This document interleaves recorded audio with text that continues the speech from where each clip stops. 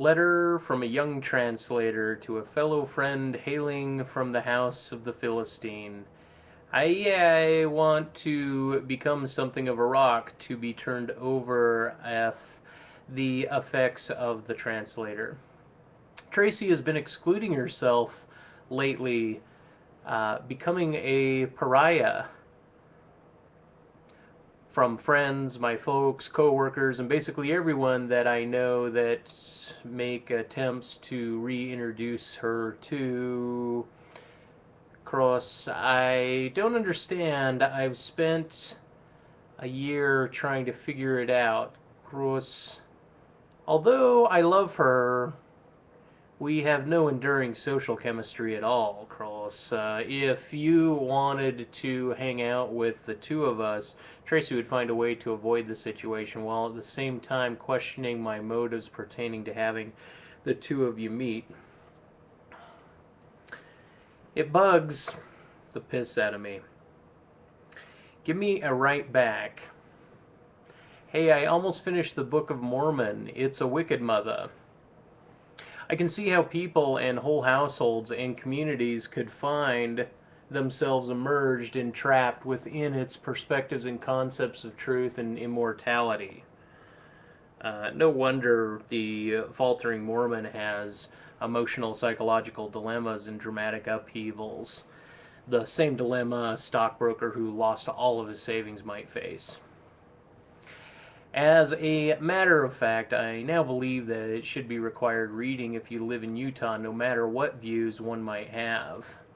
I think it should be part of a mandatory communication or social studies course, not treated like seminary about Western culture. Now I see Mormonism as a soft, formal, pragmatic approach to life. It almost disgusts me that something so basic and straightforward has such a body of people making a church of it, faithless of their will, but blindly thinking otherwise. I feel that the effect of Mormons upon my young life was more than quite a non-abrasive bias against a differing spirit form, person, me. I think that Mormonism of it defines so much of this community, gave me a healthy, generally rational childhood. Yet I also think that on a social levels, from my neighborhood through hiring schools, at least one Mormon theme, God's Army, was a spiritual ticket, reason, excuse for a spiritual bigotry based upon hierarchies that neither your parents nor mine did use nor pass down through to their children, thank God. That eventually caused me, in retrospect, to negate that which would have continued otherwise unchallenged. If raised in any other religious population, in other words, if Mormonism wasn't around, I wouldn't have spent so much time needing to defend my existence as a non-Mormon. No other religion that I lived about has an idea like garments, which are to be shed with blood all those that are inequitable in spirit. Whether they exist in close proximity to the Mormon herd at hand, this idea upheld within a culture manifests its truth by the behavior of those exercising the idea. The effect of this exercise from one group to a differing minority yields a pseudo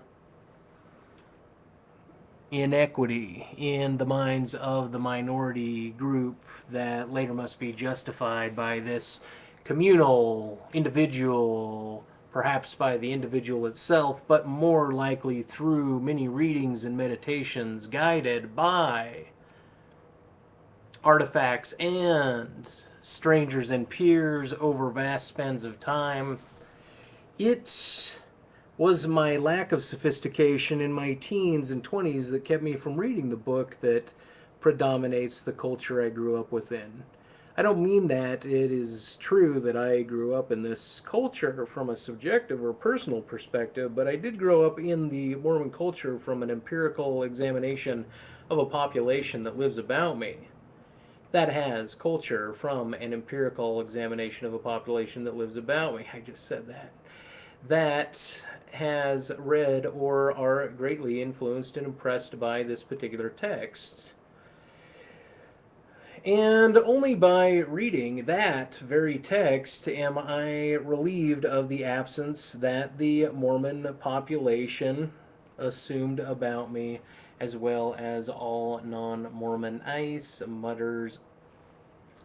Through the belief and behaviors of Mormons, all others are, in essence, branded as lesser. Lastly, I experience Mormonism as a grand, unnecessary speed bump in my life that promotes spiritual individualism from a homogenized church platform. It needs me become unpleasantly neurotic. I remember when you wanted me to consider the idea that there were no Mormons nor Mormonism. I think you were doing so in the spirit of trying to get me beyond my conceptions of how I was restrained by a complex of ideas.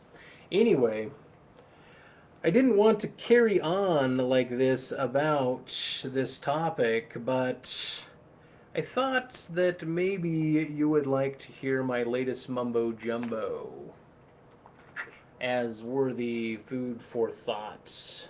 Talk to you later, X X X X X X X X X X X X X X X X X. And Mazda was not upset nor defiant, but he stood with his confidence of the ground. Worthless hordes of workers with fire in their bosoms and fire marked on their chests begin seeking to eliminate the translator quickly and quietly. Goal orientation express of the harlots and game players. Pook will lead populations to generate insightful children, to find victims of pseudo-Zion cultures under codices of authority. Yahweh.